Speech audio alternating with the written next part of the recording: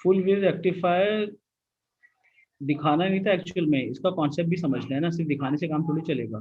देखें ये आपके पास AC supply, that is your AC supply. AC supply को इस्तेमाल करते हुए आपने ट्रांसफॉर्मर इस्तेमाल किया, यहाँ से आपने सप्लाई दी। अब जब आप यहाँ से सप्लाई देंगे तो आपके पास ऑल्टरनेटिंग करंट का मतलब था कि आपके पास, अगर आपके पास ये सप्लाई में ये पॉजिटिव है तो फिर ये क्या हो जाएगा, नेगेटिव हो जाएगा।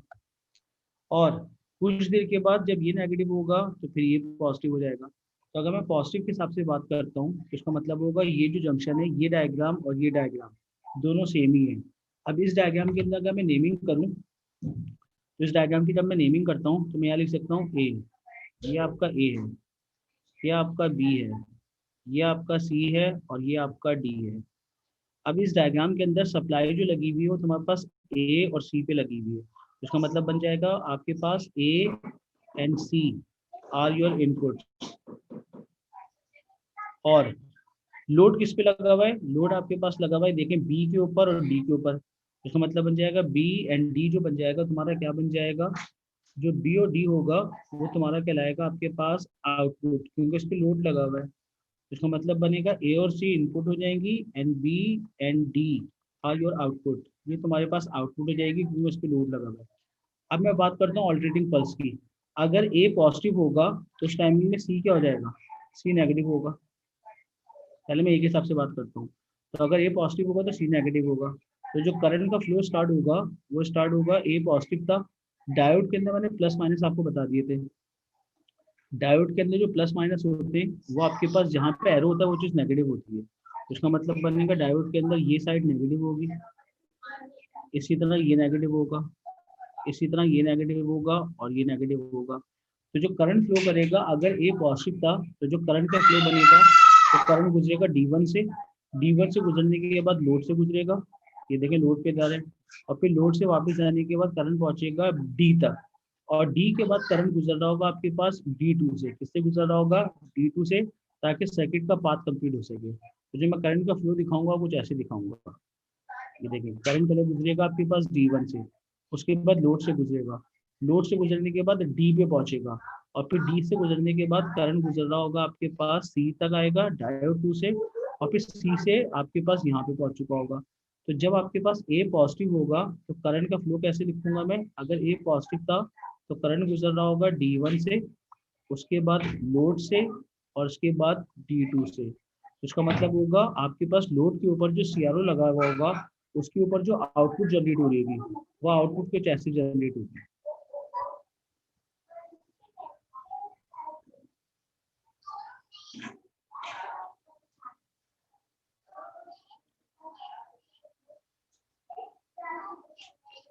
अब देखें आपके पास मैं इनपुट दिखा रहा हूँ, और उसके लिहाज से इनपुट, ये मैं इनपुट दिखा रहा हूँ, ये आपके पास एक वेव दिखा रहा हूँ,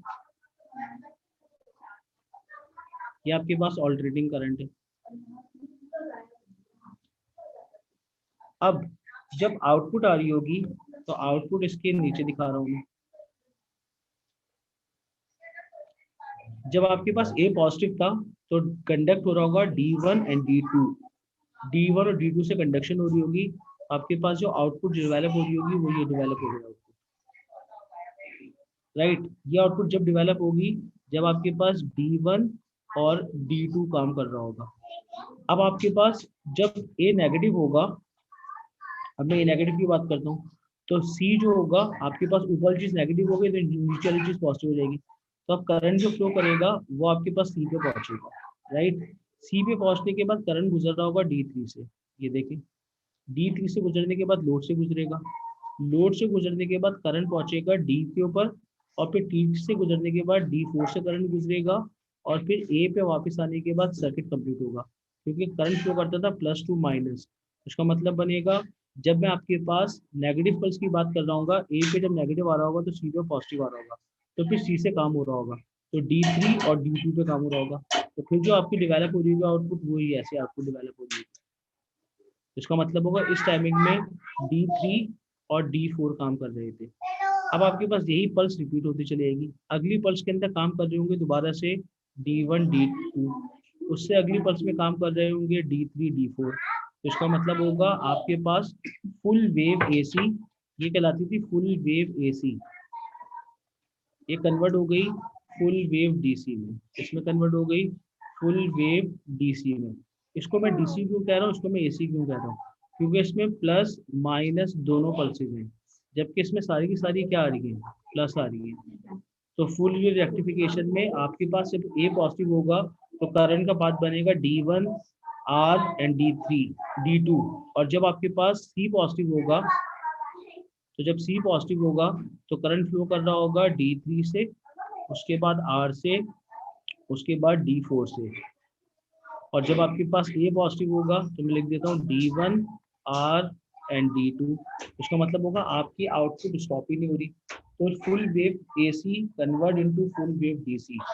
अब इस डायग्राम में आपने कैपेसिटर लगाया हुआ है, क्या लगाया हुआ है, कैपेसिटर। कैपेसिटर का काम होता है स्मूथिंग करना। क्या काम होता है इसका, इसका काम होता है स्मूथिंग करना। ये स्मूथिंग कर रहा होता है। और स्मूथिंग की मैंने डेफिनेशन बताई थी, अगर आप पल्स रेट डीसी को स्ट्रेट लाइन डीसी में कन्वर्ट करना चाहते हो तो उसके लिए मैं इस्तेमाल करता था कैपेसिटर। तो जब मैं लोड के साथ कैपेसिटर को पैरेलल में लगाऊंगा तो आपकी आउटपुट जो हो जाएगी, जो डायग्राम बनी हुई है कुछ ऐसे हो जाएगी। ये फिर आपकी आउटपुट मिल रही होगी। ये जो डॉटेड में शो हो रहा है ये एक्चुअल में डायरेक्ट डीसी करंट शो हो रहा था, मगर पल्स रेट डीसी कहलाता है। जब मैं कैपेसिटर लगाऊंगा तो फिर आपकी आउटपुट जीरो आई दे रही होगी। इसका मतलब होगा फिर आपके पास जो आउटपुट जनरेट हो रही होगी कुछ ऐसे जनरेट होगी।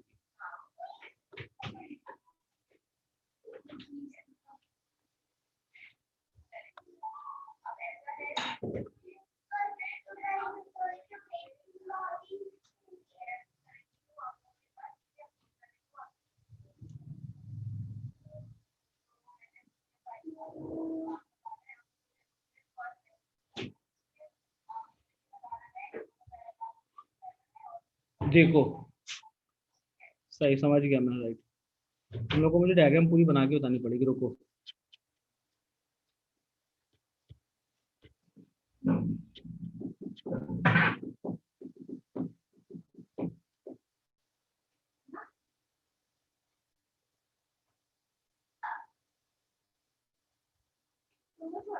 आपने एक काइट दिखा दी है। काइट का मतलब क्या है, ये मैं काइट दिखाता हूँ, राइट। ये मैंने काइट दिखाई। अब इस काइट के अंदर मैं डायोड लगा रहा हूँ। अब डायोड लगेंगे कैसे, आपकी चॉइस है, राइट। इसको सबसे पहले आपने ज्वाइन करना है किसके साथ, एसी सप्लाई के साथ। ये मैंने काइट बनाई, ये वायर की मदद से मैंने काइट बनाई। उसके बाद अब मैं इसको ज्वाइन करता हूँ किसके साथ, सप्लाई के साथ। तो अगर मैं एसी सप्लाई के साथ इसको ज्वाइन करूँ, इसका मतलब बनेगा आपके पास, यहाँ पे मैं दिखा रहा हूँ एसी सप्लाई, ये एसी सप्लाई। एसी सप्लाई से वायर निकला एक,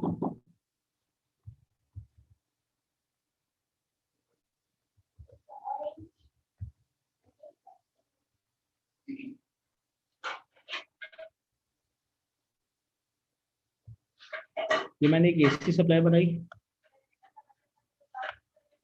इस एसी सप्लाई के साथ एक मैं वायर लाता हूँ, ये एक मेरा वायर है। ये वायर मेरा ज्वाइन हो रहा है आपके पास इस जंक्शन के साथ, इस जंक्शन में ज्वाइन कर दिया। ये एसी सप्लाई की दूसरी वायर निकाली मैंने और इससे कनेक्ट कर दी। इसका मतलब हो गया ये दो जंक्शन आपके इनपुट हो गए। अब आपने आउटपुट बनाना है। आउटपुट बनाने के लिए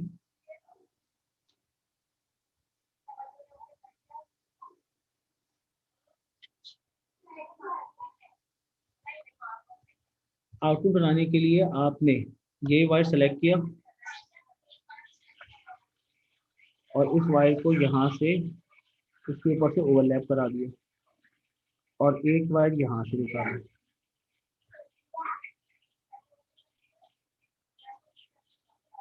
और इनके बीच में आप लगा देंगे एक रजिस्टर। क्या लगा देंगे, एक रजिस्टर। या आपने एक रजिस्टर लगा दिया, राइट। अब आपके पास ये चारों जंक्शन आपने इस्तेमाल कर लिए। अब आपने डायोड लगाने हैं। अगर आप इसकी नेमिंग करते जंक्शन ए होता, ये जंक्शन बी होता, ये जंक्शन सी होता, ये जंक्शन डी होता। अब मुझे डायोड लगाना है, ये रजिस्टर मैंने लगा दिया, राइट। अब जब मैं डायोड लगाऊंगा तो डायोड आपके पास इस शेप का होता है।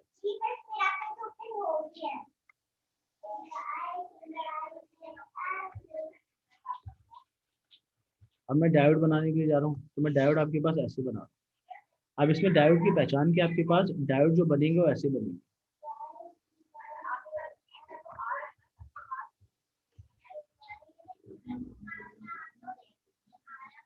ये एक डायोड मैंने बनाया। जो डायोड इधर बनाएंगे इसके पैरेलल में डायोड ऐसे बनेगा। उसका मतलब बनेगा अब जो दूसरा डायोड बनेगा वो उसके साथ पैरेलल में बन रहा होगा। पैरेलल में डायोड की ओरिएंटेशन सेम होगी।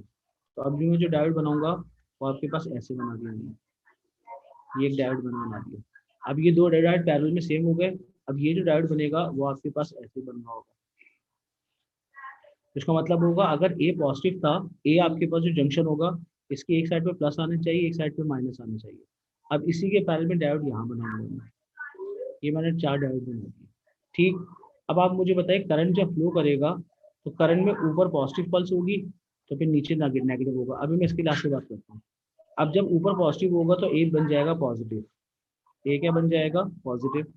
तो जब ए पॉजिटिव बन जाएगा तो करंट कैसे फ्लो होगा, हस्तान मोहम्मद खान अब बताओ मुझे। अगर ए पॉजिटिव होगा इसका मतलब होगा आपके पास, इस पे नाम रखता हूँ D1, इसका नाम रखता हूँ मैं D2, इसका नाम रखता हूँ मैं D3, इसका नाम रखता हूँ मैं D4। अब तो मुझे बताओ करंट कैसे फ्लो करेगा। करंट आपके पास D4 से गुजरेगा या D1 से, तुम बताओ मुझे। जी हसन मोहम्मद खान, अब करंट गुजरेगा किसके अंदर से,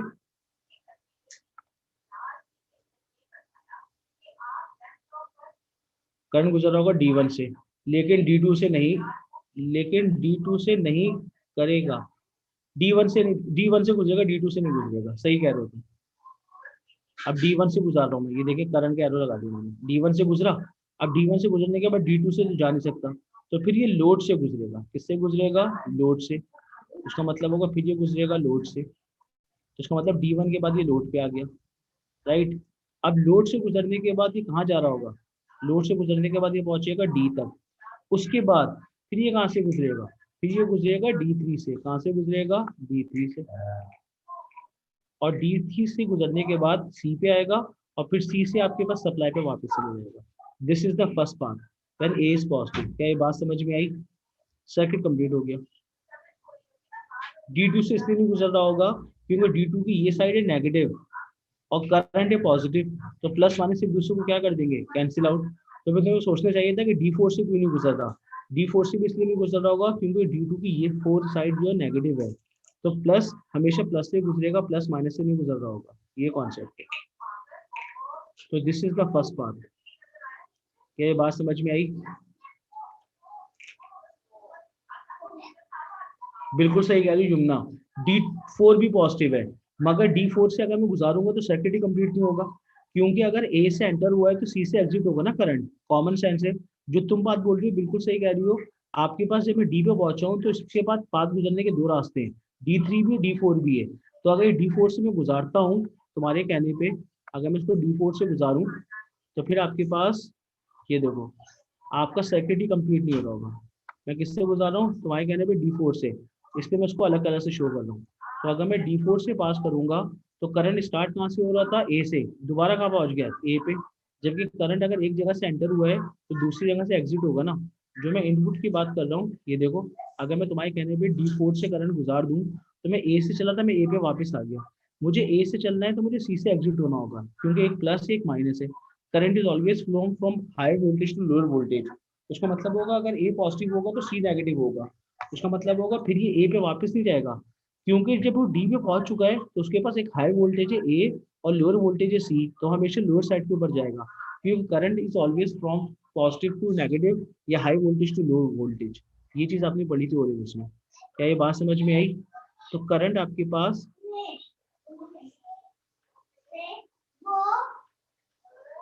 जी, अगर करंट एक साइड से एंटर हो रहा है तो दूसरी साइड से एग्जिट होगा ना। अगर तुम एक बात मुझे बताओ, अगर तुमको ओ लेवल्स और एस याद हो, ये एक रजिस्टर है, इसको मैं बैटरी से अटैच करता हूँ, ये बैटरी है मेरी। तो मुझे बताओ करंट जब यहाँ से एंटर होगा तो एग्जिट यहाँ से होगा ना, यहाँ से थोड़ी वापस एग्जिट हो जाएगा। करंट अगर यहाँ से एंटर हो तो एग्जिट यहाँ से होगा, तभी तो प्लस से माइनस तक करंट का फ्लो होता था। तो इसी तरह यहाँ पे अगर ए पॉजिटिव है और सी नेगेटिव है तो करंट ए से एंटर होगा तो एग्जिटिंग पॉइंट इसका सी है, फिर सी से आने के बाद कंप्लीट हो जाएगा। ये कॉन्सेप्ट है। क्या ये बात समझ में आई?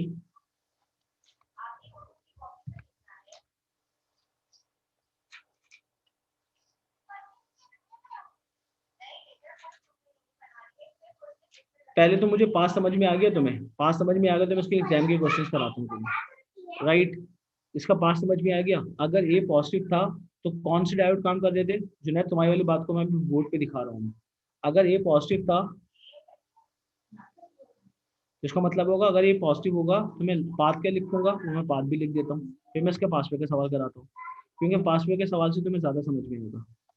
तो अगर ए पॉजिटिव था तो ए पॉजिटिव होगा तो करंट गुजर रहा होगा D1 से, उसके बाद रजिस्टर से, और उसके बाद D3 से। ये पाथ हो गया कंप्लीट। अब जब ए पॉजिटिव खत्म होगा और अब आपके पास ऑलरेडी करंट अपने आप को चेंज करते रहता था, तो इसका मतलब होगा कुछ देर के बाद यहाँ पे नेगेटिव आ जाएगा, यहाँ पे पॉजिटिव हो जाएगा। तो जब यहाँ पे पॉजिटिव हो जाएगा तो सी बन जाएगा पॉजिटिव और ए बन जाएगा नेगेटिव। तो जब सी पॉजिटिव होगा तो करंट का पाथ क्या होगा, अब मुझे बताओ तुम। जब सी पॉजिटिव होगा तो करंट अब किस में से गुजर रहा होगा? करंट गुजरेगा D2 से, उसके बाद करंट गुजरेगा लोड से, लोड से गुजरने के बाद करंट गुजरेगा D4 से। तो जब सी पॉजिटिव हुआ तो करंट का पाथ बनेगा D2 रजिस्टर और उसके बाद D4। इसका मतलब होगा आपकी जो इनपुट थी वो ऐसे थी, ऑल्टरनेटिंग करंट, मगर जो आउटपुट बन रही होगी वो ऐसे बन जाएगी। यहाँ तक बात समझ में आ गई? तो इसका मतलब full wave AC convert into full wave DC। ये तुम्हारी इनपुट है और ये तुम्हारी आउटपुट है। तो आपके पास हर पल्स में आपके पास काम हो रहा है। जब ए पॉजिटिव था तो सी नेगेटिव था, जब ए नेगेटिव होगा तो सी पॉजिटिव हो जाएगा।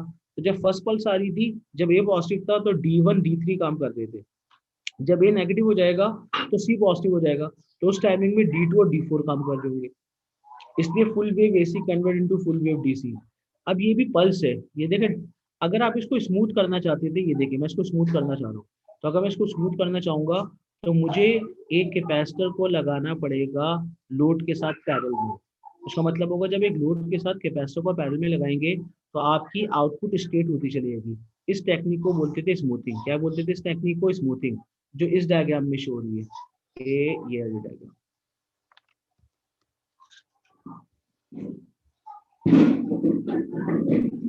ये देखिए ये डायग्राम, ये देखें। इस डायग्राम के अंदर ये देखें, ये आपके पास ब्लैक से जो मार्क हुआ हुआ है स्मूथिंग कहलाती है। आउटपुट आपकी ये जनरेट हो रही थी, मगर आपने कैपेसिटर लगा दिया किसके साथ? पैरेलल में लोड के साथ। तो फिर आपकी आउटपुट जो होगी वो पूरी नहीं बन रही होगी, बल्कि यहाँ पे कैपेसिटर चार्ज फिर डिस्चार्ज फिर चार्ज फिर डिस्चार्ज। तो इसका मतलब होगा आपकी फुल वेव AC आपके पास स्ट्रेट लाइन DC में कन्वर्ट होगी। किसमें कन्वर्ट होगी? Straight line. ये आपके पास ऑल्टरनेटिंग करंट था, ये आपके पास डायरेक्ट करंट मिला मगर विदाउट कैपेसिटर।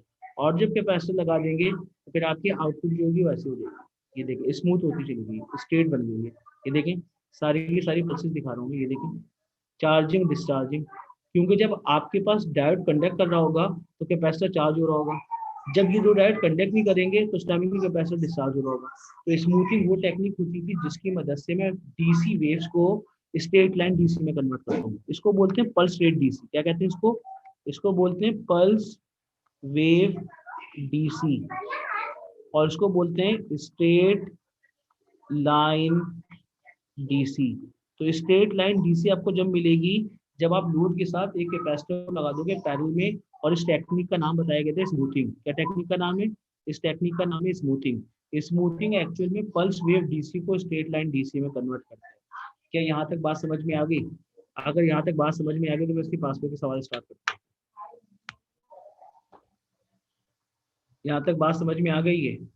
अगर यहाँ तक बात समझ में आ गई तो मैं इसके पासवर्ड के सवाल स्टार्ट करता हूँ। मगर पासवर्ड के सवाल स्टार्ट करने से पहले मुझे एक चीज़ और बतानी पड़ेगी। क्या चीज़ बतानी पड़ेगी? आपको कुछ फॉर्मूले जो आपने पढ़े हुए हैं, सिर्फ मैं रिकॉल करा रहा हूँ। सही है, भेज दूंगा इसकी PDF, राइट। अब आपको जो 5 फॉर्मूले पता होने चाहिए वो कौन से फॉर्मूले थे, बल्कि मैं इसी पेज पे लिख देता हूँ ना, ताकि जब मैं PDF कन्वर्ट करूँ तो ये फॉर्मूले भी उसी के साथ ही आते हैं। इसी में नीचे चला आता हूँ।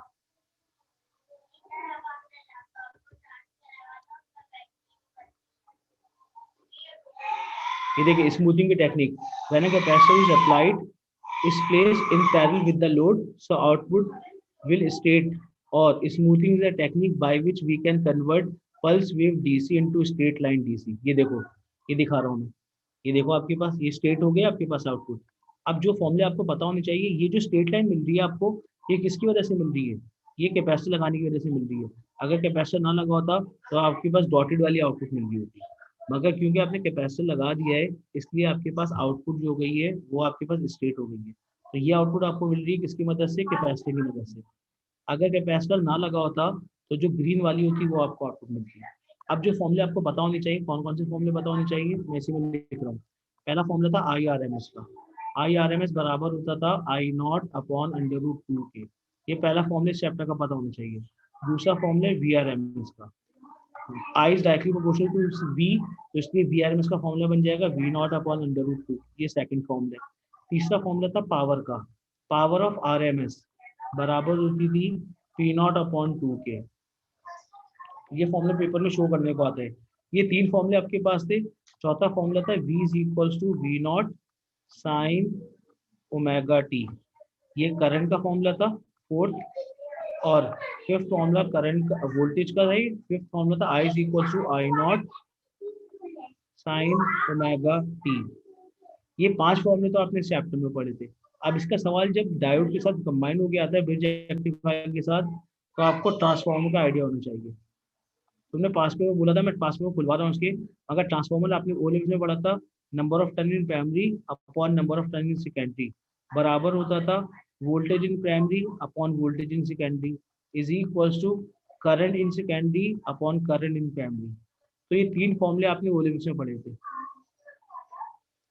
Number of turn primary upon number of turn in secondary बराबर होगा voltage in primary upon voltage in secondary बराबर होगा current in secondary upon current in primary.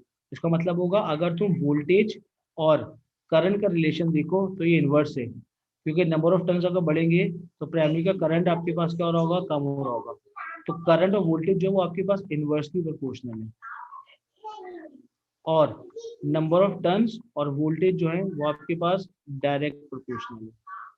तो अगर आपको ये पांच फॉर्मूले पता है, 1 2 3 4 5 और ये फॉर्मूला नंबर 6, तो मैं पास पेपर के क्वेश्चन अब तुमको करवा रहा हूँ। अब देखो पास पेपर का सवाल, क्योंकि जो पास पेपर ये पांचों फॉर्मूले कॉपी कर लो। IRMS का मतलब होता है steady value of alternating current. वो मैक्सिमम पीक वैल्यू को डिवाइड बाय अंडर रूट 2 करेंगे तो मिलेगी। वोल्टेज भी ये ऐसे ही निकलेगा। पावर जो होती है वो हाफ होती है, डीसी पावर पीक पावर के हाफ के बराबर होती है। और V is equal to V not sine omega T is the general equation of alternating current. इससे ना वोल्टेज की इक्वेशन V की फॉर्म में बनेगी, करंट की इक्वेशन I की फॉर्म में बनेगी। और उसके बाद आपके पास था ट्रांसफॉर्मर। तो ट्रांसफॉर्मर के जो फॉर्मूले बनेंगे वो NP upon NS is equal to VP upon VS is equal to IS upon IP। ये आपने ओ लेवल में पढ़ा था। NP का मतलब है number of turns in primary coil, NS का मतलब है number of turn in secondary coil, VP का मतलब है voltage in primary coil, VS का मतलब है voltage in secondary coil, IS का मतलब है करंट इन प्राइमरी कॉइल, और IP का मतलब है करंट इन प्राइमरी कॉइल। तो ये टोटल आपके पास कितने फॉर्मूले आ गए? तीन फॉर्मूले आ गए। अब मैं इसके पास पे का सवाल खोलता हूँ ताकि तुम्हें आइडिया तो हो कि इस थ्योरी को इस्तेमाल कैसे करेंगे, क्योंकि जब तक आप पास पेपर नहीं करोगे आपको पता ही नहीं चल रहा होगा। A2 के अंदर ऑल्टरनेटिंग करंट, ऑल्टरनेटिंग करंट की बात करते हैं।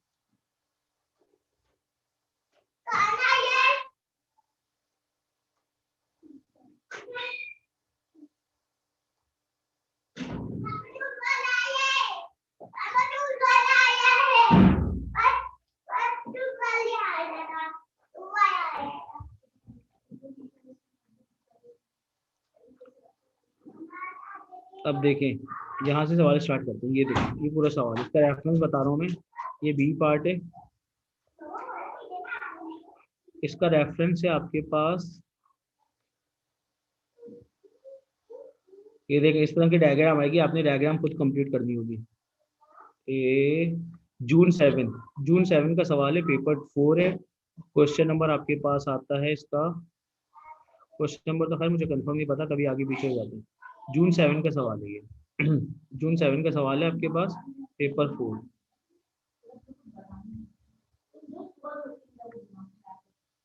ये सवाल आ गया। ये जून 7 का सवाल है। साइज में इसका थोड़ा छोटा कर देता हूँ ताकि आपके पास 100% में कर देता हूँ कि मैंने 100% कर दिया। जी, ये सवाल आपको स्क्रीन पे शो रहा होगा। अब ये सवाल आपने करना है, जून 7 का सवाल है। An ideal transformer has 500 turns in primary coil. It is used to convert a main supply of 220 RMS value of alternating voltage having the peak value of 9 volts. Calculate the number of turns in secondary coil. कैसे करेंगे? आपको examiner ने एक transformer बताया है, उस transformer में number of turns कितने बता दिए? Number of turn in primary number of turn in primary, अगर मैं डाटा बनाऊं इसका, तो इसका डाटा कैसे बना सकता हूँ? Number of turn in primary दिखा रहा है वो, तो इसका मतलब होगा सबसे पहले आप यहाँ पे लिखेंगे नंबर ऑफ टर्न्स। तो नंबर ऑफ टर्न्स जो आ रहे हैं आपके पास, number of turns in primary coil examiner ने बता दिए 5000। नंबर ऑफ टर्न्स जो है वो सेकेंडरी के निकालने, अभी करने तो दो बेटा, राइट। अब एग्जामिनर ने नंबर ऑफ टर्न्स सेकेंडरी के कैलकुलेट कर दें। अब आपको एक चीज बता दिया था उसने, it is used to convert main supply of 220 volts RMS value है। क्या है आपके पास? 220 वोल्ट्स आरएमएस वैल्यू है। तो अगर आपके पास वी आरएमएस उसने बता दिया है, और ये आपके पास वोल्टेज जो है वो आरएमएस वैल्यू गिवन है, कितनी गिवन है आपके पास? 230। अब आपको आरएमएस गिवन है, तो आपने निकालना होगा इसका पीक वैल्यू। तो वी नॉट निकालने के लिए आप क्या करोगे? √2 मल्टीप्लाई बाय 230। बताओ कितना आंसर आएगा? और ये जो वोल्टेज आएंगे, 230 को मल्टीप्लाई करना √2 से। शामी कैलकुलेटर दो मुझे, शामी कैलकुलेटर दो मुझे। ये तो अगर आप √2 को मल्टीप्लाई करते हैं 230 से, तो आपका आंसर आएगा 325। तो ये जो 325.2 आ रहा है, ये आपके पास वोल्टेज आ गया प्राइमरी का, राइट। और इसको कन्वर्ट करना है पीक वैल्यू ऑफ सेकेंडरी का पीक वोल्टेज कितना गिवन है आपको? 9 वोल्ट। तो आप फॉर्मूला इस्तेमाल करोगे जो आपको लिखवाया था, NP/NS बराबर होगा VP/VS के। तो नंबर ऑफ टर्न्स बताए थे 5000, सेकेंडरी के अननोन थे। प्राइमरी की जो वोल्टेज आ रहा था वो आता 325 और सेकेंडरी का आ गया 9। सॉल्व करो जरा इसको, कितना आंसर आएगा? तो इसका मतलब होगा 5000 मल्टीप्लाई होगा 9 से और डिवाइड हो जाएगा 325.2 से। तो आपके पास आंसर आएगा 138। नंबर ऑफ टर्न्स आ गया 138। क्या ये बात समझ में आई? अब मैंने किया क्या, मैंने आरएमएस वैल्यू गिवन थी और दूसरी पीक वैल्यू गिवन थी। तो जो आरएमएस वैल्यू गिवन थी वो ऑल्टरनेटिंग करंट की आरएमएस वैल्यू गिवन थी, तो आपने पहले उस आरएमएस को इस्तेमाल करते हुए पीक वोल्टेज निकाला। और ये जो पीक वोल्टेज निकल रहे होंगे, ये निकल रहे होंगे प्राइमरी के, और सेकेंडरी के एग्जामिनर ने बता दिया था 9 वोल्ट है। तो इसका मतलब है कि आपने स्टेप डाउन ट्रांसफॉर्मर है। कौन सा ट्रांसफॉर्मर है? स्टेप डाउन, क्योंकि 230 से आप 9 वोल्ट पे जा रहे हो, मगर 230 जो थी वो आरएमएस वैल्यू थी। तो पहले आपने आरएमएस से पीक निकाली ऑल्टरनेटिंग की, विच निकली 325, और उसके बाद सेकेंडरी की आपको आउटपुट पता थी 9 वोल्ट। आपने इस्तेमाल किया फॉर्मूला, तो नंबर ऑफ टर्न्स निकलेंगे 138। क्या ये बात समझ में आई? Number of turns in primary coil is 5000। Secondary के नंबर ऑफ टर्न्स निकालने थे आपने। प्राइमरी का वोल्टेज आरएमएस में गिवन था 230। तो जुनैद ने मुझसे कहा था कि 230 मल्टीप्लाई बाय √2 हो जाएगा, बिल्कुल सही कहा था। तो आपके पास वोल्टेज प्राइमरी का आ जाएगा पीक फॉर्म में, वो आ जाएगा 325, और सेकेंडरी का वोल्टेज एग्जामिनर ने बता दिया था 9 वोल्ट है। अब उसके बाद नेक्स्ट पार्ट, अगर यहाँ तक समझ में आ गया तो फिर मैं नेक्स्ट पार्ट पे मूव कर रहा हूँ। नेक्स्ट पार्ट एग्जामिनर कहता है, इस ट्रांसफार्मर को जो आपने ऊपर लगाया है वो यहाँ बना हुआ है। The output from the transformer is to be fully rectified, full wave rectifier. Figure 4.1 shows the part of the rectified circuit. On figure 4.1, diode symbols to complete the circuit.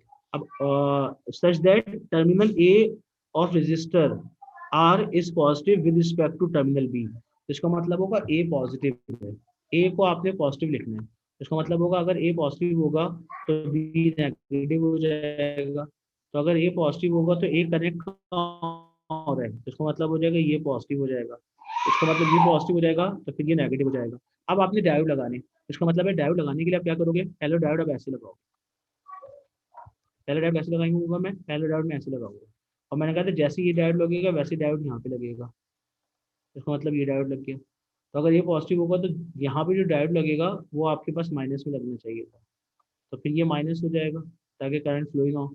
इसके पैरल को देखते हुए ये डायोड बनाएंगे आप, तो यहाँ पे जो डायोड बनेगा वो ऐसे बनेगा,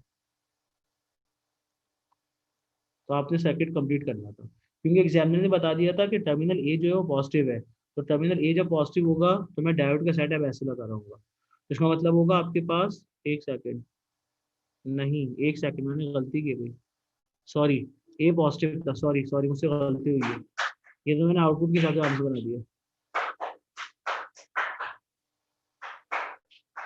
चलो रुको, मुझसे गलती हुई है डायग्राम के अंदर, मैंने ए को पॉजिटिव कहा था, तो इसका मतलब होगा अगर ए पॉजिटिव होगा तो ए और बी जो है वो आपके पास आउटपुट है, लिसन, रुको मैं स्लो बोलता हूँ, डायोड में मुझसे गलती हुई बनाने में, क्या गलती हुई बताता हूँ मैं भी।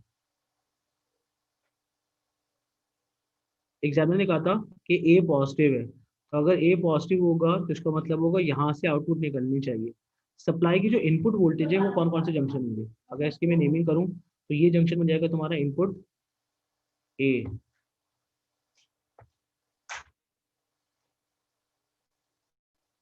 तुम्हारा ए क्या बनेगा, तुम्हारा ए ये बन जाएगा, बी ये बन जाएगा, सी ये बन जाएगा और डी ये बन जाएगा, तो इसका मतलब हो गया ए पॉजिटिव है, तो अगर ए पॉजिटिव होगा तो इसका मतलब होगा आपके पास बी भी पॉजिटिव बनेगा, ये देखें, और आपके पास बी जो बन जाएगा वो माइनस बन रहा होगा, इसका मतलब होगा आपके पास आउटपुट जो जानी चाहिए वो डी से जानी चाहिए, तो जब डी से आउटपुट जा रही होगी तो इसका मतलब बनेगा डायोड जो मैं बनाऊंगा वो आपके पास किस तरह से बना रहा हूँ, पहले आपके पास सी पे पॉजिटिव आएगा, तो इसका मतलब बनेगा यहाँ से करंट यूज चल रहा होगा, सही तो बनाया था मैंने भी शायद।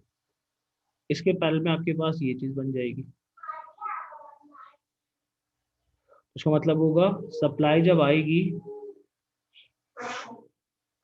तो फिर ये वाला डायोड जो होगा वो आपके पास ऐसे बनेगा,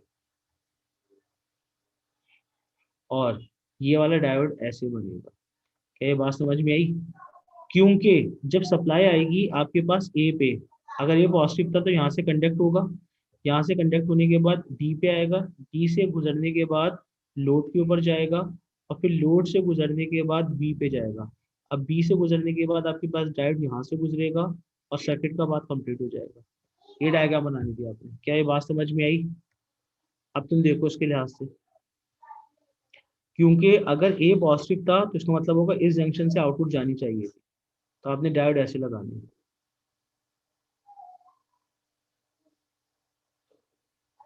एग्जामिनर ने कहा था, सवाल पढ़ो, सवाल में एग्जामिनर ने क्या कहा था, एग्जामिनर ने कहा था कि ए जो है वो पॉजिटिव है, एक सेकंड, एग्जामिनर का diode symbols to complete the circuit rectifying such that the terminal A of resistor R is positive with respect to B। ये देखिए सबसे इंपॉर्टेंट बात ये है, आपके सवाल को समझना है, टर्मिनल ए जो है वो पॉजिटिव है विद रिस्पेक्ट टू बी, तो अगर ए पॉजिटिव होगा तो बी क्या बच जाएगा माइनस,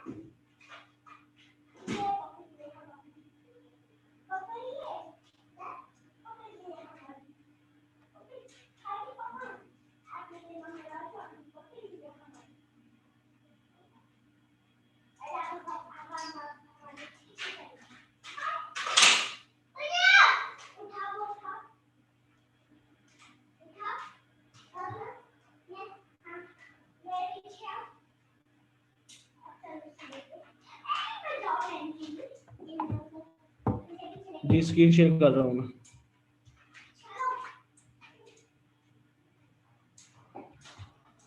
जी देखें अब आपके पास अगर ए पॉजिटिव था तो ए ज्वाइन किससे हो रहा है, इस दफा डी से ज्वाइन हो रहा है, तो इसका मतलब होगा यहाँ से आउटपुट निकलनी चाहिए। तो आपने डायोड ऐसे लगाने थे कि आपके पास आउटपुट जो फर्स्ट टाइम निकले वो डी से निकले।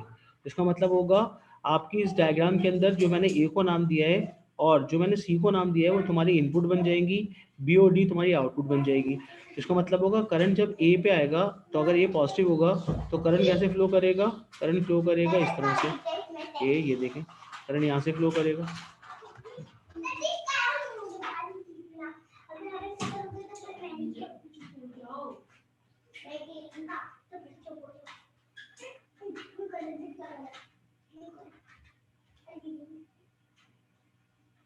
तो करंट जब आपके पास ए से फ्लो करेगा तो ए से फ्लो करने के बाद करंट पास हो रहा होगा इस तरह से,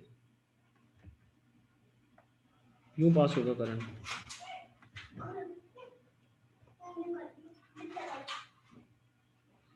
तो करंट जब ए से गुजरेगा तो इसकी शेप ये बनेगी,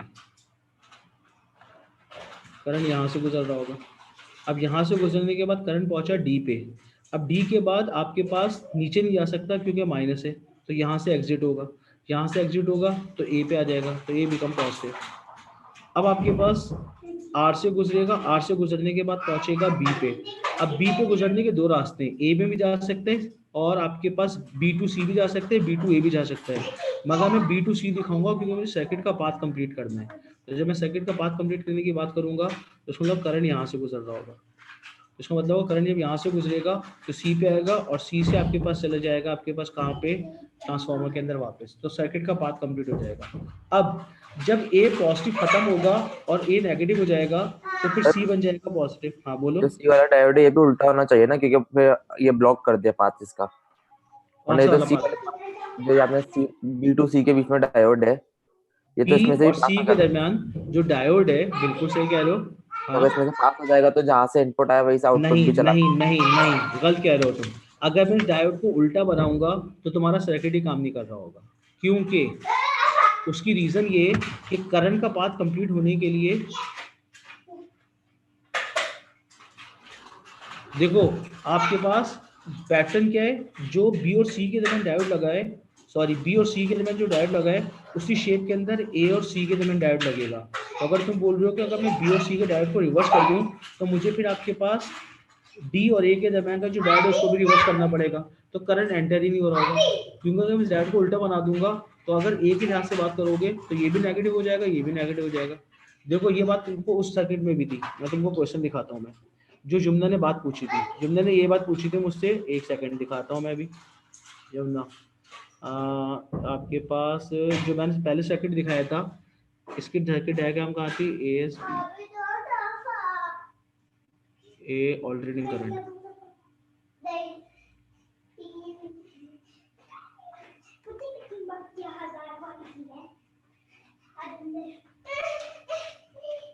सिस्टम स्लो चल रहा है।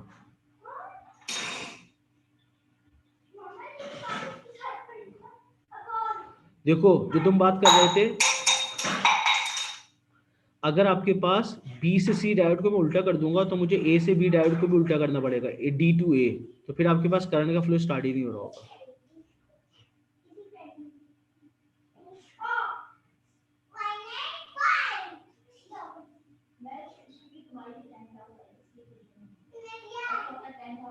बिल्कुल सही कह रहे हो तुम, याद रखें या तो आप डायोड सारे ऐसे बनाएं, इन सारे डायोड को रिवर्स कर दें तब भी सर्किट काम कर रहा होगा। आपके पास दो ऑप्शन है, या तो डायोड आप ऐसे बनाओ, अगर ऐसे नहीं बना सकते तो जो ए डायोड मैंने बनाया हुआ है तो उसको मैं रिवर्स कर देता हूँ। तो जब मैं ए को रिवर्स करूंगा तो मेरा बी भी रिवर्स हो जाएगा, बी टू सी, मुझे सारे डायोड फिर उल्टे बनाने पड़ेंगे। तो आपके पास दो चॉइसेस हैं, या तो ये वाली सर्किट डायग्राम बनाओ या दूसरा सर्किट डायग्राम इसकी कैसे बना सकते थे, दूसरी सर्किट डायग्राम इसकी मैं यहाँ बना के बता देता हूँ, दोनों से आंसर आ रहा होगा। इसी के आगे मैं बना रहा हूँ, ये देखें ये चीज़ थी। अगर मैं सारे के सारे डायोड ऐसे लगाता, ये पहला डायोड मैं ऐसा लगाता तो इसके साथ ये डायोड इसके साथ पैरेलल में लगना चाहिए था, और ये डायोड जो बनेगा वो आपके पास इसके ऑपोजिट बन रहा होगा, तो ये ऐसे बन रहा होगा, और ये डायोड आपके पास इसके पैरेलल में तो ऐसे बन रहा होगा। अब चेक करो अभी भी ये आंसर आ रहा होगा। तो या तो ये सर्किट बनाओ, ये सर्किट बनाओ, बोथ आर एक्सेप्टेबल। अगर तुम ए की बात करते, ए पॉजिटिव होता तो फिर कंडक्शन कहाँ से हो रही होती, मगर फिर एक मसला आता, फिर एक मसला ये आता कि आपके पास एग्जामिनर ने कहा था, आपको एक सेकंड में चेक कर लूँ, फिर मसला आता कोई, इसका मतलब वो करंट गुजरता आपके पास इस तरह से, नहीं फिर गलत हो जाता, क्योंकि एग्जामिनर ने क्वेश्चन में मेंशन किया है कि ए शुड बी पॉजिटिव। ये देखो सवाल में मेंशन किया हुआ उसने, terminal A of the resistor is positive with respect to B. अगर तुम ये सर्किट डायग्राम बनाते जुनैद, तो फिर तुम्हारा होता क्या कि तुम्हारा करंट जो फ्लो करता, फिर कहाँ से फ्लो करता, करंट तुम्हारा फ्लो करता यहाँ से, करंट यहाँ से फ्लो करता और यहाँ से फ्लो करने के बाद रजिस्टर पे जाता। तो जब रजिस्टर पे जाता तो रजिस्टर का आपके पास इस तरह से जा रहा होता, तो यहाँ पे रजिस्टर का बी लिखा हुआ था, तो इसका मतलब होता है बी पॉजिटिव बन जाता फिर, जबकि सवाल में उसने मेंशन किया है कि terminal A should be positive अगर तुम ऊपर से फ्लो की बात करते। ये कॉन्सेप्ट है, तो सर्किट तो आपको यही बनाना पड़ेगा सोच के।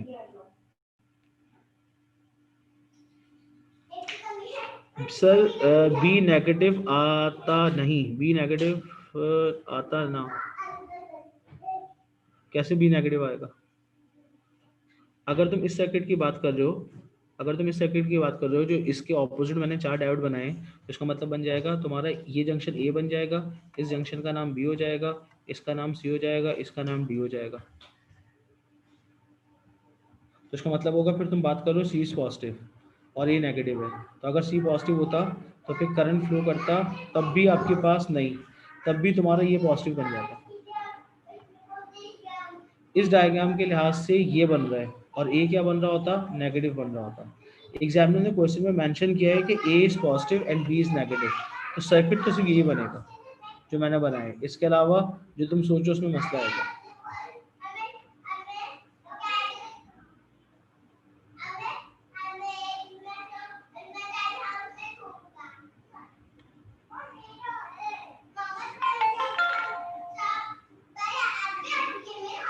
जी, सर्किट कंप्लीट करने के लिए याद रखें होगा क्या, आपके पास एग्जामिनर ने क्वेश्चन में मेंशन किया था कि ए टर्मिनल इज पॉजिटिव, तो अगर ए टर्मिनल पॉजिटिव होगा तो आपके पास डी से करंट निकलना चाहिए था। जब डी से करंट निकलेगा तो इसका मतलब होगा आपके पास करंट जो आ रहा होगा यहाँ से आ रहा होगा। अच्छा, अगर मैं ए को पॉजिटिव के बजाय नेगेटिव लेता, अगर मैं ए को नेगेटिव लेता तो फिर सी क्या बन जाता, पॉजिटिव। तो अगर सी पॉजिटिव होता और ए नेगेटिव हो जाता, अगली साइकिल्स के अंदर जब ये नेगेटिव होगा, सी पॉजिटिव होगा तो ए नेगेटिव हो जाएगा। तो अब मैं करंट का फ्लो कैसे दिखाऊंगा, अब मैं ग्रीन से करंट का फ्लो दिखा रहा हूँ। तो जब सी पॉजिटिव होगा तो इसका मतलब करंट फर्स्ट टाइम जो फ्लो करेगा वो आपके पास कहाँ से फ्लो करेगा, करंट यूँ फ्लो करेगा, उल्टा एरो दिखा रहा हूँ इसको, करंट जो फ्लो करेगा वो ऐसे करेगा, ये देखिए करंट यूँ फ्लो करेगा, यहाँ से फ्लो करने के बाद जाएगा डी पे, डी से गुजरने के बाद जाएगा ए पे, फिर रजिस्टर से बी और फिर दोबारा बी पे वापस आएगा। अब यहाँ पे गुजरने के बाद करंट सी से आपके पास क्या हो चुका है, एंटर। तो एग्जिट होने के लिए अब करंट को कहाँ से गुजरना पड़ेगा, करंट को गुजरना पड़ेगा बी टू ए, ये देखिए, और फिर आपके पास ट्रांसफार्मर में वापस आ जाएगा। तो इस पोजीशन के अंदर ये जो मैंने सर्किट बनाया है इसके अंदर ए हमेशा क्या रहेगा, पॉजिटिव रहेगा, ए कभी भी नेगेटिव नहीं हो रहा, ये देख लो। चाहे आपके पास ऑल्टरनेटिंग करंट आपके पास ए पे पॉजिटिव हो या सी पे पॉजिटिव हो, करंट हमेशा रजिस्टर की ऊपर वाली साइड हमेशा क्या रहेगी, प्लस रहेगी। ये कॉन्सेप्ट है, क्या ये बात समझ में आई? इस सर्किट में मसला है, ये सर्किट गलत हो जाएगा, दिस इज रॉन्ग, ये सर्किट मेरा गलत हो जाएगा फिर, क्योंकि इस वाले सर्किट के अंदर हमेशा बी जो है वो पॉजिटिव रहेगा, जबकि एग्जामिनर ने कहा था कि ए शुड बी पॉजिटिव। तो सर्किट की डायग्राम बहुत इंपॉर्टेंट है।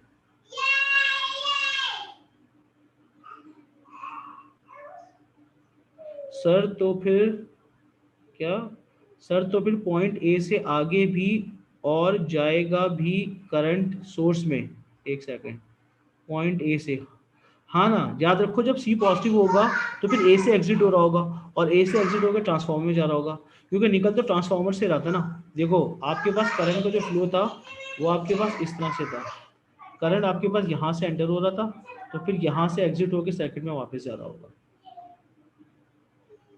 ये कॉन्सेप्ट है।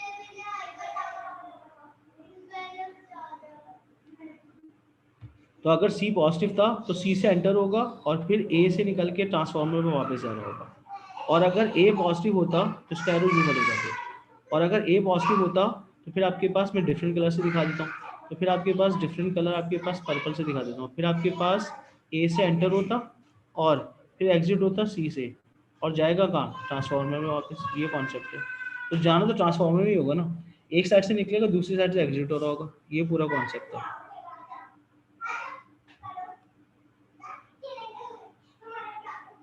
क्या यार सर ये एक्सप्लेन कर दें, सही से समझ नहीं आ रहा। भाई एग्जामिनर ने सवाल में क्या कहा था, एग्जामिनर ने सवाल में कहा था कि टर्मिनल ए जो है वो पॉजिटिव है विद रिस्पेक्ट टू बी। तो इसका मतलब होगा आपके पास जो आउटपुट जनरेट होनी चाहिए वो ए पे पॉजिटिव आना चाहिए और बी पे नेगेटिव आना चाहिए। उसके हिसाब से मैंने पूरा सर्किट बनाया, उसके हिसाब से मैंने सर्किट बनाया। पहले इसको कॉपी कर लो, फिर मैं इसको रब करके दोबारा से एक्सप्लेन करता हूँ। या रब कर दूँ इस पूरे को, रब कर देता हूँ मैं। इस पूरे को मैंने रब कर दिया। अब आपने एग्जामिनर के वर्ड्स पकड़ने हैं। एक्चुअली में एग्जामिनर ने कहा क्या है, एग्जामिनर ने कहा है सवाल के अंदर,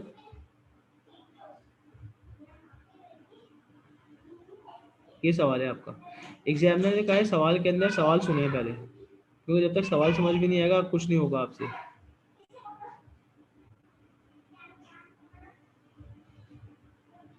एग्जामिनर ने कहा था ए जो है वो पॉजिटिव होना चाहिए। देखें, diode symbol to complete the circuit, the rectification such that the terminal A of the resistor is positive with respect to terminal B.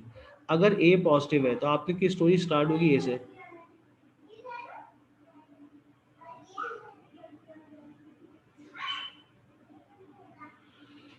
जी उजैर साहब, आप जो कह रहे हैं कि हम कैसे डिसाइड करेंगे कि सोर्स का पॉजिटिव टर्मिनल कौन सा है, याद रखें सोर्स तो ऑल्टरनेटिंग है। तो अगर सोर्स ऑल्टरनेटिंग है तो इसका तो पॉजिटिव नेगेटिव हर 20 मिली सेकेंड के बाद चेंज हो रहा होगा, क्योंकि ये पॉजिटिव होगा तो फिर ये नेगेटिव होगा, तो फिर ये नेगेटिव हो जाएगा, फिर ये पॉजिटिव हो जाएगा। तो ये तो तुम्हारी सोर्स है ऑल्टरनेटिंग करंट, राइट। मगर एग्जामिनर ने बोला कि ए पॉजिटिव होना चाहिए, तो ए पॉजिटिव होना चाहिए तो बी नेगेटिव होगा, कॉमन सेंस। अब ए किससे ज्वाइन हो रहा है, ए इस टर्मिनल पे ज्वाइन हो रहा है, इसका मतलब होगा यहाँ से करंट एग्जिट होना चाहिए। तो जब यहाँ से करंट एग्जिट होगा इसका मतलब होगा करंट यहाँ पे वापस आ रहा होगा, क्योंकि ये दो इनपुट आउटपुट सोर्स थी। तो करंट यहाँ से निकलेगा, इससे गुजरने के बाद ये, यहाँ तक समझ में आया पहले ये बताओ, क्योंकि एक ये जंक्शन जो है वो आउटपुट है और एक ये जंक्शन आउटपुट है, पहले इतना बताओ। तो अगर ए पॉजिटिव बनेगा तो एरो ऐसे बनेगा और बी नेगेटिव होगा।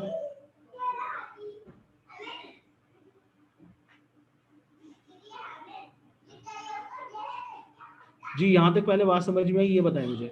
ए को पॉजिटिव देखते हुए मैंने करंट का एरो इस जंक्शन से ऊपर दिखाऊंगा और बी को नेगेटिव देखते हुए मैं करंट का एरो यहाँ पे दिखाऊंगा। अब आपके पास इसके हिसाब से मुझे अपना सर्किट बनाना होगा। अब जब मैं सर्किट बनाऊंगा तो सबसे इंपॉर्टेंट बात है, जो दो डायोड बनेंगे पैरेलल में, जो भी दो डायोड पैरेलल में होंगी उनकी आपके पास एरो सेम होंगे। अगर आप एक डायोड ऐसे लगाते हैं तो दूसरा डायोड भी ऐसे लगाना पड़ेगा, ये रूल है। ये दोनों डायोड जो पैरेलल में उनकी शेप सेम होनी चाहिए। अगर आप एक डायोड ऐसा लगाते हैं तो फिर दूसरा डायोड जो लगेगा पैरेलल में उसकी शेप भी ये होनी चाहिए, ये और ये सेम होनी चाहिए, ये और ये सेम होनी चाहिए। ये कॉन्सेप्ट है। अब इसका मतलब है कि मुझे यहाँ से करंट एग्जिट करना है, इसका मतलब होगा मुझे यहाँ पे डायोड ऐसे लगाना पड़ेगा। ये मैंने पहला डायोड लगाया, ये मैंने ऐसे पहला डायोड लगा दिया, ये मेरा पहला डायोड था। तो अगर मेरा पहला डायोड ऐसे है इसका मतलब होगा इसको देखते हुए मैं यहाँ पे जो डायोड बनाऊंगा वो भी एज इट इज बनाऊंगा। ये मैंने लाइन लगाई और अब मैं ये डायोड बना रहा हूँ।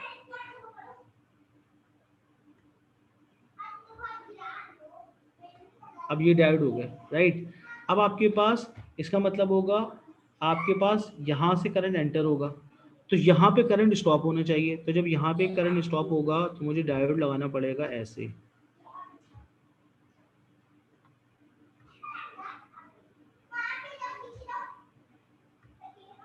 और इसके पैरेलल का डायोड बिल्कुल ऐसी शेप का होगा।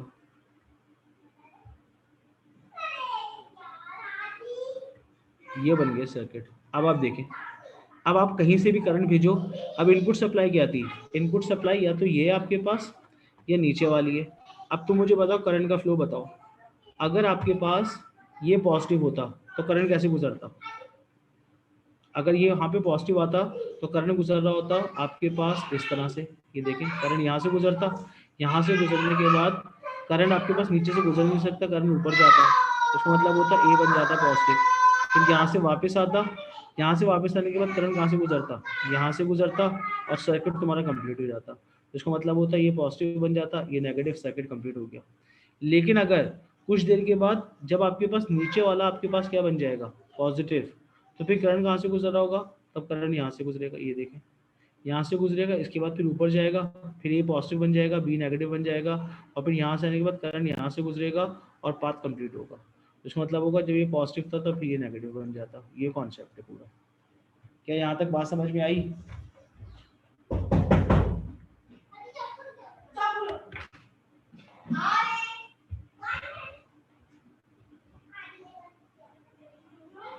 अब इस डायग्राम में आपके पास हर जगह पे ए प्लस आ रहा है।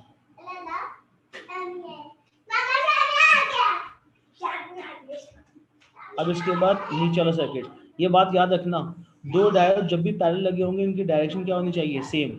इस रूल के बगैर आपके पास सर्किट बनेगा ही नहीं, ये रूल है। जो डायोड पैरेलल में होंगे उनकी डायरेक्शन हमेशा क्या रहेगी, सेम। अब आइए अगले पार्ट के ऊपर। अगला पार्ट क्या था आपके पास, और अगले वीक में पूरे पास पेपर कराऊंगा, ऑल्टरनेटिव करंट उसके बाद इंडक्शन के, ताकि रिवाइज हो जाए आपका। अब बोलता है by the symbol of capacitor connected to provide smoothing of the potential difference across the resistor. अब बोलता है कैपेसिटर लगा के बताओ। अब कैपेसिटर कहाँ लगाएंगे आप, जब कैपेसिटर लगाने के लिए जाएंगे तो कैपेसिटर हमेशा पैरेलल लगता था किसके, कैपेसिटर हमेशा पैरेलल लगेगा किसके, आपके पास लोड के साथ। तो लोड के साथ कैपेसिटर को आपने पैरेलल में लगाना होगा। कैसे लगाना होगा, पैरेलल में। इसका मतलब बनेगा आपके पास यहाँ पे आप एक लाइन ड्रॉ करेंगे,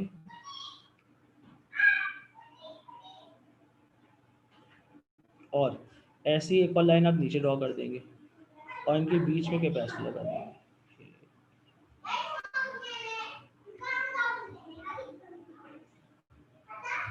तो आपने एक लाइन खींची, यहाँ पे कैपेसिटर लगा दिया, ये हो गया। तो लोड के साथ हमेशा कैपेसिटर पैरेलल में लगेगा, आपको इसका मार्क मिल जाएगा। 2 मार्क इसके मिलेगा, 1 मार्क इसका मिल गया। उसके बाद अगला सवाल, अगले सवाल में एग्जामिनर बोलता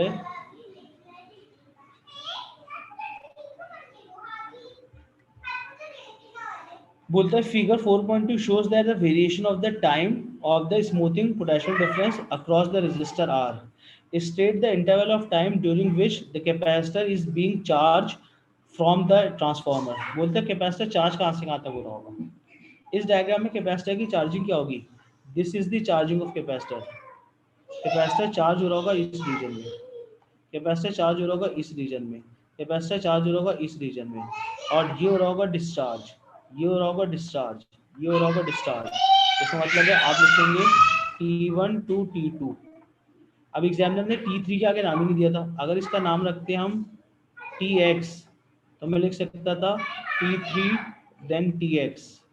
इसका नाम था T4, और यहाँ पे अगर मैं नाम देता T5 का तो मैं लिख सकता था T4 till T5। अगर सवाल में एग्जामिनर ने T1 और T2 मार्क किए थे, तो जब आपके पास वोल्टेज बढ़ रहा होगा इसका मतलब कैपेसिटर चार्ज हो रहा है, जब वोल्टेज कम हो रहा होगा इसका मतलब है डिस्चार्ज हो रहा है। डिस्चार्जिंग में वोल्टेज कम होता था और चार्जिंग में कैपेसिटर आपके पास, इसका मतलब होगा यहाँ पे लिखेंगे C चार्ज, यहाँ लिखेंगे D डिस्चार्ज, यहाँ लिखेंगे C और यहाँ लिखेंगे D। ये बात समझ में आई, चार्जिंग डिस्चार्जिंग। तो कैपेसिटर चार्ज हो रहा होगा फ्रॉम T1 से T2 तक, और डिस्चार्ज हो रहा होगा T2 से T3 तक। ये कॉन्सेप्ट है। अब मैं दोबारा ऊपर जाता हूँ, आगे बोलता है the resistance of the resistor is double on figure 4.2 sketch the variation of the time of the potential difference across the resistor. आपके पास बोलते हैं रेजिस्टेंस को डबल कर दिया, जब रेजिस्टेंस डबल हो जाएगी तो इस ग्राफ की शेप में क्या चीज आएगा। अब आपके पास जो आउटपुट जनरेट हो रही थी वो आउटपुट आपके पास डायोड से निकल रही थी, यहाँ से, यहाँ पे कैपेसिटर लगा हुआ था और यहाँ पे एक रेजिस्टर लगा हुआ था, ये C था और ये R था। तो अगर R को मैं डबल कर देता, R को मैं क्या कर देता, डबल करके 2R कर दूं, तो जब मैं R को डबल करके 2R कर दूंगा तो इसका मतलब होगा यहाँ की रेजिस्टेंस बढ़ जाएगी, राइट, इस पोर्शन की। पैरेलल में वोल्टेज क्या रहता था, ये कैपेसिटर और रेजिस्टेंस दोनों किसमें लगे हुए, पैरेलल में लगे हुए। पैरेलल में वोल्टेज सेम रहता था, तो जब रेजिस्टेंस बढ़ जाएगी तो फिर आपके पास क्या चेंज आ रहा होगा शेप के अंदर, ये सारी चीजें मैं रख कर दूंगा।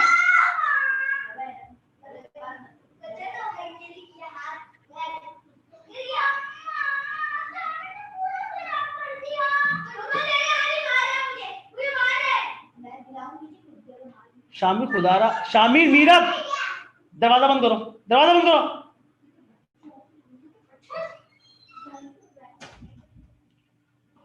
जी, इसका मतलब बनेगा आपके पास जब रेजिस्टेंस को आप डबल कर दोगे तो रेजिस्टेंस के डबल करने से क्या होगा, वोल्टेज की पीक वैल्यू इसमें कोई फर्क नहीं पड़ेगा। क्या फर्क नहीं पड़ेगा, वोल्टेज की पीक वैल्यू के अंदर कोई फर्क नहीं पड़ेगा।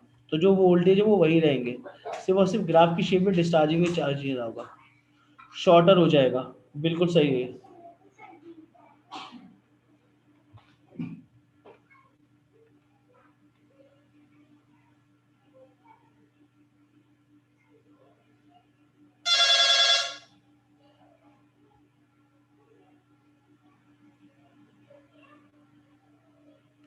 वोल्टेज में इसलिए फर्क नहीं आएगा जुनैद, क्योंकि एक्चुअल में जो ट्रांसफार्मर था उससे जो आउटपुट जनरेट हो रहा होगा वो तो कांस्टेंट हो रहा होगा, लेकिन जो लोड के ऊपर आपके पास लगा हुआ था, आपके पास V is directly proportional to I।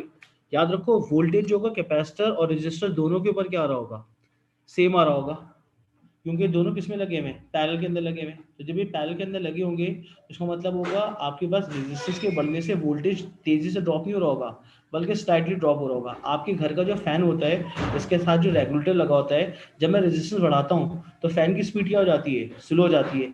इसका मतलब होगा वोल्टेज डिस्चार्ज हो रहा होगा और आराम से हो रहा होगा। इसका मतलब बनेगा जो शेप बनेगी आपके पास इस शेप के ऊपर, वो स्पाइक्स इस तरह से दिखाएंगे हम यस। रुको, ये आपके पास जो आउटपुट जनरेट हो रही थी, सॉरी बहुत नीचे चला गया, यस, ये जो आउटपुट जनरेट हो रही थी ये आपके पास इस तरह से आ रही होगी। फिर इसी तरह से ये आपके पास आउटपुट जो बन रहेगी वो आपके पास स्ट्रेट होती चली जाएगी।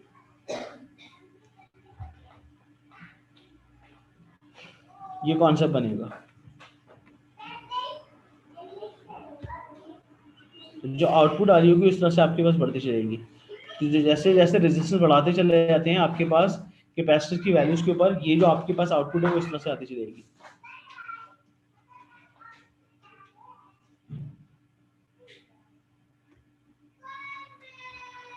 उसके बाद नेक्स्ट सवाल, ये सवाल आपने खुद करना है, इसमें डायोड लगाने होंगे। इसका रेफरेंस क्या है, इसका रेफरेंस है आपके पास जून 10/41।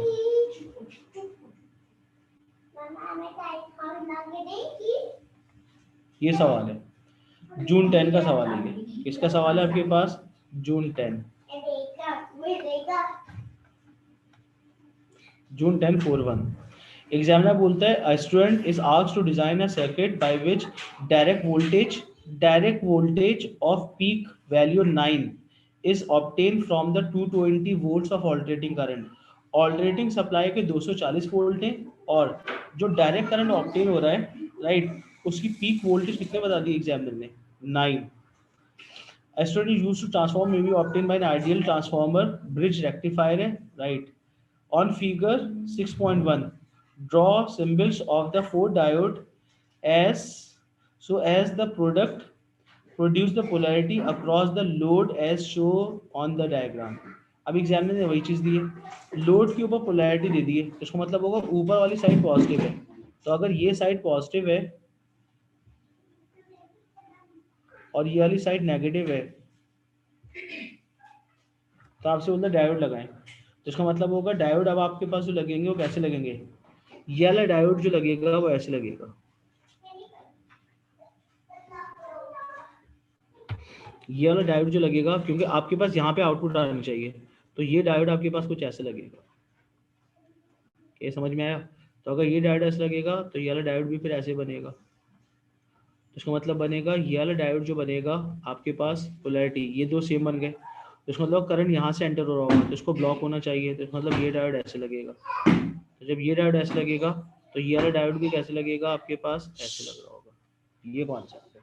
क्या ये बात समझ में आई आपको? बताएं मुझे। क्योंकि ए पॉजिटिव है, अब आप कहीं से भी फ्लो कराओ आपके पास ए पॉजिटिव बन रहा होगा। अगर ये साइड पॉजिटिव होती तो करंट कैसे फ्लो करता, फिर करंट आपके पास यहाँ से फ्लो करता, यहाँ से गुजरने के बाद यहाँ से आता, उसके बाद आपके पास यहाँ वापस जाता और फिर यहाँ से एग्जिट होके ये बन जाता नेगेटिव। और अगर आपके पास ग्रीन से बताता हूँ ये नेगेटिव होता तो फिर ये पॉजिटिव होता। तो अगर ये पॉजिटिव होता तो करंट यहाँ से फ्लो करता, करंट यहाँ आता तो ये बन जाता पॉजिटिव, नीचे आएगा नेगेटिव, तो करंट यहाँ आएगा और यहाँ से आने के बाद आपके पास एग्जिट हो रहा होगा यहाँ से। ये देखें, तो एक मैंने ग्रीन से पाथ दिखाया है करंट के फ्लो का और एक मैंने ब्लू से दिखाया है। आप ग्रीन से दिखाओ या ब्लू से दिखाओ, लोड के ऊपर हमेशा पॉजिटिव आ रहा होगा, चेक कर लो अगर आप सर्किट ये बनाते हो। क्या ये बात समझ में आई?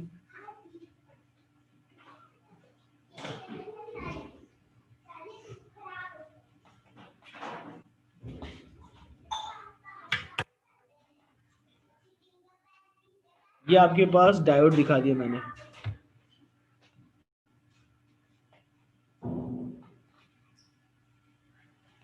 तो अगर मैं डायोड ऐसे दिखा चुका हूं तो फिर आपके पास नीचे जाते हैं। तो अगर आप नीचे जाते हैं तो नीचे आपसे पूछ रहा है वो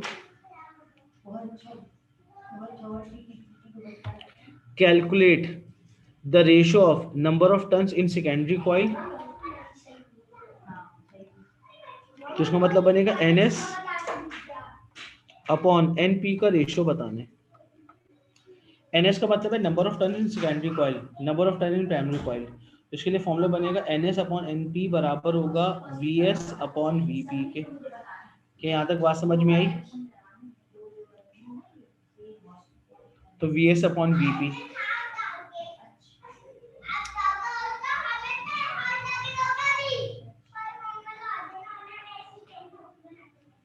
क्लोज द डोर। तो अब आप मुझे बताइए कैसे सॉल्व करेंगे। VS की वैल्यू क्या लेंगे? Direct voltage of peak value is 9 volt is obtained from 240 volts of alternating current। इसका मतलब है ऑल्टरनेटिंग करंट की जो वैल्यू गिवन है 240 है जो आपके पास इनपुट है, और आउटपुट जो है वो आपके पास आ रही है 9 वोल्ट। तो ये this is step down transformer, क्योंकि आपके पास 9 वोल्ट ऑब्टेन हो रहा है किससे, 240 से, और 240 की आपके पास आरएमएस वैल्यू गिवन है। इसका मतलब बनेगा आपके पास जो एग्जामिनर ने वी नॉट बताया आपको कितना बताया, पीक वोल्टेज बता दी एग्जामिनर ने। इसका मतलब बनेगा जो तुम्हें वी नॉट बताया था वो बताया था 9। इसका मतलब बन जाएगा वी नॉट अपॉन √2 बराबर हो जाएगा VRMS के। इसका मतलब बन जाएगा 9 अपॉन √2 बराबर हो जाएगा VRMS के। पहले वैल्यू निकालो, और ये जो वोल्टेज होगा वो होगा आपके पास VS। इसका मतलब बनेगा VS की जगह लिखूंगा मैं 9 अपॉन √2 डिवाइडेड बाय प्राइमरी का वोल्टेज कितना बता दिया था 240। करो सॉल्व जरा। तो 9 upon √2 into 240, this is the ratio. क्या ये बात समझ में आई? 9 डिवाइडेड बाय √2 टाइम्स 240, तो आंसर आ रहा है आपके पास 0.26। तो आंसर आपके पास आ रहा है 0.26।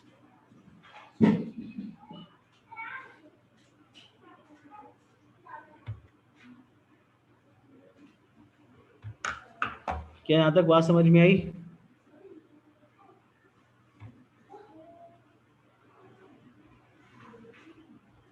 नाइन को डिवाइड क्यों किया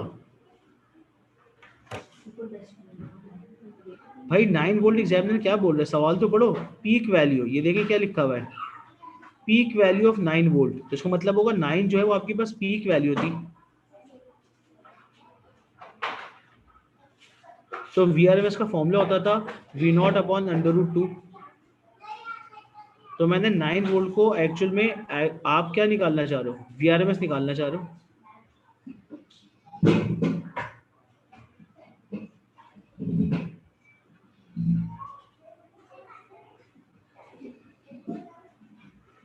मगर ये जो 9 वोल्ट मिल रहा है, तुम सवाल तो पढ़ो, क्या लिखा है, विच इज डायरेक्ट, ये आपके पास डायरेक्ट करंट है, दिस इज डायरेक्ट वोल्टेज। नहीं, तुम सवाल ही नहीं समझे। आपके मोबाइल का जो चार्जर होता है वो कितने वोल्ट पे चार्ज होता है, 6 वोल्ट, 9 वोल्ट। तो वो जो 9 वोल्ट आ जो होते हैं आउटपुट में, वो एक्चुअल में कौन सा होता है, वो 9 वोल्ट जो होते हैं वो डायरेक्ट करंट का होता है। यहाँ पे तुम सवाल पढ़ो, ये लाइन पढ़ो गौर से, which is which a direct value off peak voltage 9 volt. तो जो 9 वोल्ट है वो एक्चुअल में डीसी है। तो आप पहले इसकी आप क्या निकालोगे, क्या बात समझ में आई नहीं आई?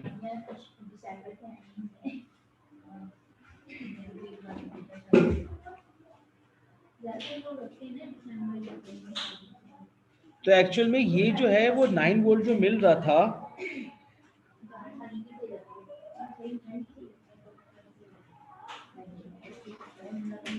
पहले सवाल पढ़ो गौर से, जब तक सवाल नहीं पढ़ोगे समझ ही नहीं आ रहा होगा। 240 वोल्ट जो था वो ऑल्टरनेटिंग करंट था, 240 वोल्ट जो आपके पास ऑल्टरनेटिंग करंट है। और ये जो 9 वोल्ट मिल रहा था, तुम कहना चाह रहे हो 9 को 240 से डिवाइड कर दूं मैं डायरेक्ट, तुम ये कहना चाह रहे हो? 0.026 आंसर आ रहा है इस पूरी कैलकुलेशन के बाद, 0.026। तुम ये कहना चाह रहे हो कि 9 को मैं डायरेक्ट 240 से डिवाइड कर दूं, बस ये कहना चाह रहे हो तुम, तो आंसर आ जाएगा।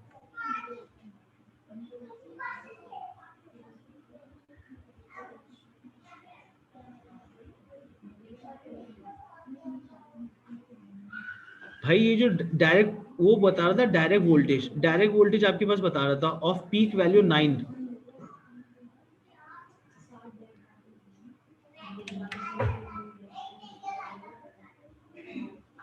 तो मैंने पीक से उसकी आरएमएस निकाली ना।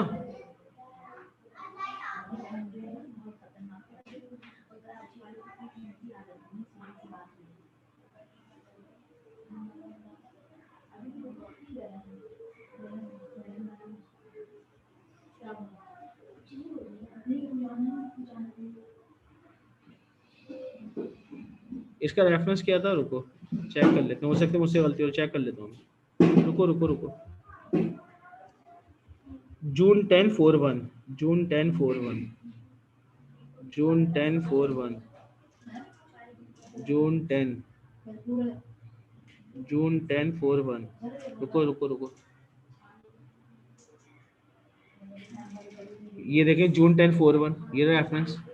All diode correct giving output regarding of the polarity NS upon NP बराबर होगा VS अपॉन VP। तो V आउट बराबर होगा √2 ऑफ VRMS। तो रेशियो आएगा 9 डिवाइडेड बाय √2 इंटू 240, 1.38 या 0.027। ये मार्किंग की आ रही है 0.027।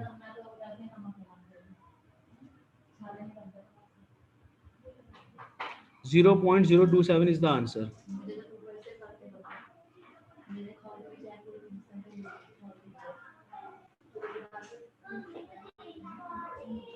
तो 0.027 is the final answer.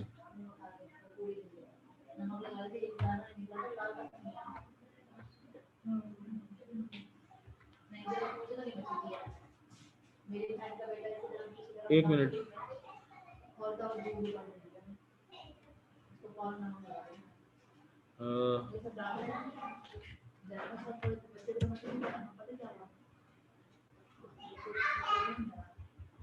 उसके बाद अगला सवाल।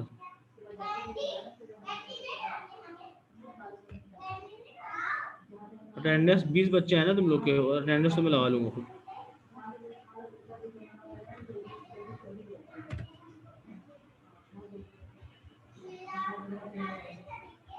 इसकी मैंने PDF फाइल भेजी है तुम्हारे पास, रुको अटेंडेंस ले लूं बस।